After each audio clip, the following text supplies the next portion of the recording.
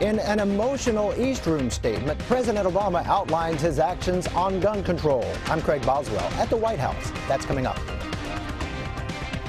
Police find 2 people who escaped from a Lexington prison last night. We'll show you how officers tracked them down.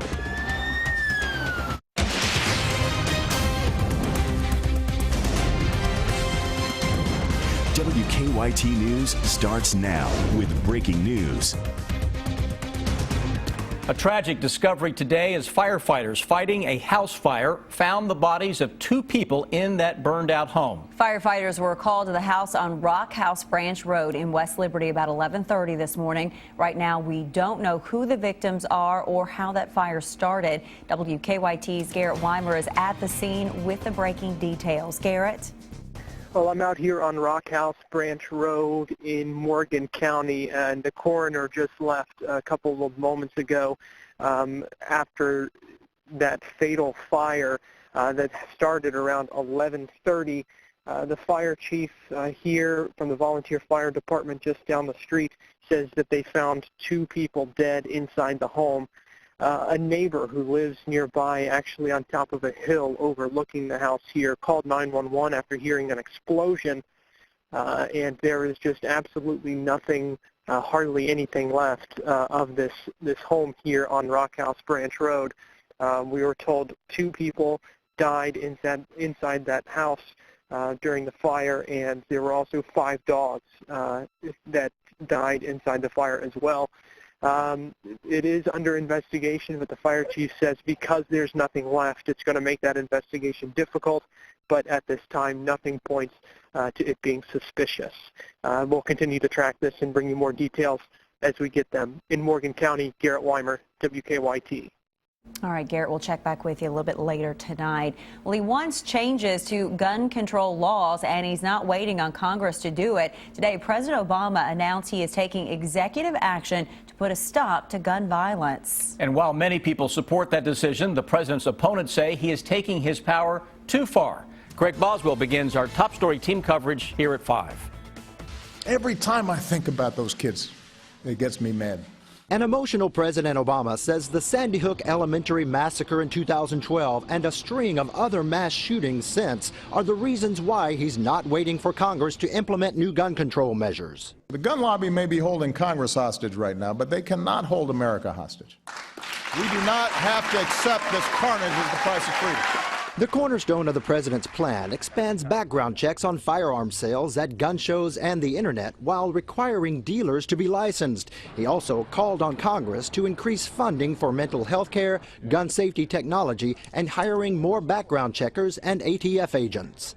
Getting money out of a Republican-controlled Congress may be tough, many of whom say the president is overreaching his executive power. What he's basically doing is he's issuing these things and he's ignoring the legalities of it. Barbara and Andy Parker, who lost their daughter Allison when she was gunned down on live television last August, say they are encouraged but will fight for more. The loopholes have been narrowed. They haven't been closed completely. We still have work to do, but I like what I see from the package that he's offering. The NRA dismissed the president's announcement as political rhetoric. Craig Boswell, CBS News, the White House. And the latest CBS News poll shows that 51% of Americans believe gun laws should be more strict. That is down 7 points since last fall. And following the president's announcement, Senate Majority Leader Mitch McConnell from Kentucky, of course, released a statement saying, quote, "It is hard to see today's announcement as being about more than politics. The people's elected representatives in Congress will oversee these latest actions to determine whether they follow federal law and the Constitution." Today's announcement will not change the way you buy a gun from a store. It will create more restrictions for people selling guns online or at gun shows. WKYT's Monique Blair continues our top story team coverage with more on what the changes mean for gun buyers. Now, although President Obama's executive order doesn't really affect Bud's Gun Shop here in Lexington, today I talked to the president who tells me what this does mean for you if you're looking to buy a gun. There isn't anything really that he said that affects our business, because the things he was talking about and the way people would obtain guns without background checks, whether that be online or in the retail store or the gun shows, which we don't do gun shows and different things, wouldn't affect our business. Bud's Gun Shop and Range is a federal firearms licensed dealership which carries very specific regulations for gun sales. Every person who tries to buy a gun must pass a background check before leaving the store with a firearm. President Obama stated that individuals who are in the business of selling firearms must register as licensed gun dealers, which he says would narrow the so-called gun show loophole, which exempts most small sellers from keeping formal records. President Obama also said the administration will provide more funding for ATF agents, FBI agents, and also mental health treatment. In Lexington, Monique Blair, WKYT. Bud's Gun Shop does sell guns online, but they only ship to other federally licensed stores. The buyer then must pass a background check in person at that store. Their time on the run didn't last long. 2 prison escapees are back in custody this afternoon, less than 24 hours after they got away from the Blackburn Correctional Complex here in Lexington. Jordan Green and Waltez Franklin were found near railroad tracks at the Grant, Harrison, and Scott County lines. Our Sean Moody shows us how police finally tracked them down. Kentucky State Police and Sheriff's deputies from Grant, Harrison, and Scott counties were all focused on these railroad tracks this morning and afternoon. That's where they say a railroad worker spotted the 2 escapees and called it in. From the sky to the ground, officers searched. They got a tip this morning from a railroad worker who said the 2 were walking on the tracks and asked for directions toward town. That worker was suspicious and called police. 2 escaped inmates in the area. Police flooded the area along the Grant, Harrison, and Scott County line, telling people to be on the lookout and searching the tracks until about 1:15. That's when state police said a canine officer near the tracks along Corinth-Hinton Road spotted them. We heard our unit hollering that they had located one, and so our units at that point all converged on this area. Police said one of their dogs took Jordan Green down. Emergency workers took him to be checked out, but police said he wasn't seriously injured. They took Waltez Franklin away in a cruiser. Police say help from the public was huge today. If that railroad worker would have just told them guys to keep heading north, when they asked for directions and not called us, we would have never been in the area to start with, and then they could have gotten into a vehicle or somewhere and been gone. A state corrections officer said that Green was serving time for robbery and burglary, Franklin for robbery and assault. State police say they'll both now be charged with escape. In Corinth, Sean Moody, WKYT. Green would have been eligible for parole in October of 2017. Franklin would have been eligible in April of 2018.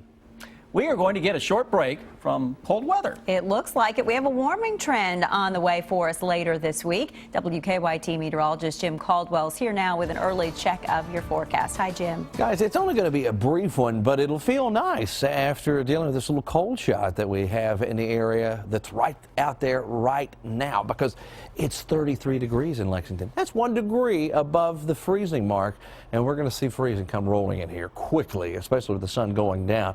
36 for you folks in Richmond. How about southeastern Kentucky? Some pockets of upper 30s also showing up down there.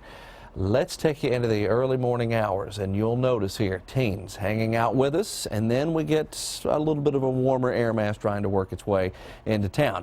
I think by tomorrow afternoon, tomorrow evening, we're around 43 degrees. So the first part of a multi-part warm-up will be coming at us over the next several days, because we will likely jump into the 50s by the time we get into your Thursday and Friday.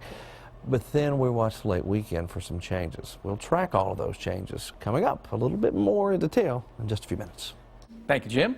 The Wildcats on the road tonight. They are taking on the Tigers of LSU in Baton Rouge. WKYT's Rob Bromley's here now with a preview of that matchup. Hi, Rob. Hello, and the first SEC road game for the Cats, and they will face one of the best young players in the country in Ben Simmons. Kentucky coming off a really good 83-61 win over Ole Miss. Tyler Eulis and Isaiah Briscoe combining for 10 steals in the game. The Cats were great defensively, and now they need to keep it up on the road. I'm just playing hard on both ends of the court, and you got to be in tip-top shape to do that. And I'm in pretty good shape, but, there's always room for improvement. It starts with defense, and hopefully after the Ole Miss game, something clicked, because for 32 minutes of that game, we were really good, really good. and it starts with defense and putting pressure on the ball. Kentucky and LSU, it is late tonight, a 9 o'clock start in Baton Rouge at the Maravich Assembly Center. Coming up in sports, Isaiah Briscoe and Kenny Payne will talk about stopping the Tigers' Ben Simmons. He is really good. Yes, he is, Rob. Thank you. The Cats stay on the road this weekend. They play at Alabama Saturday.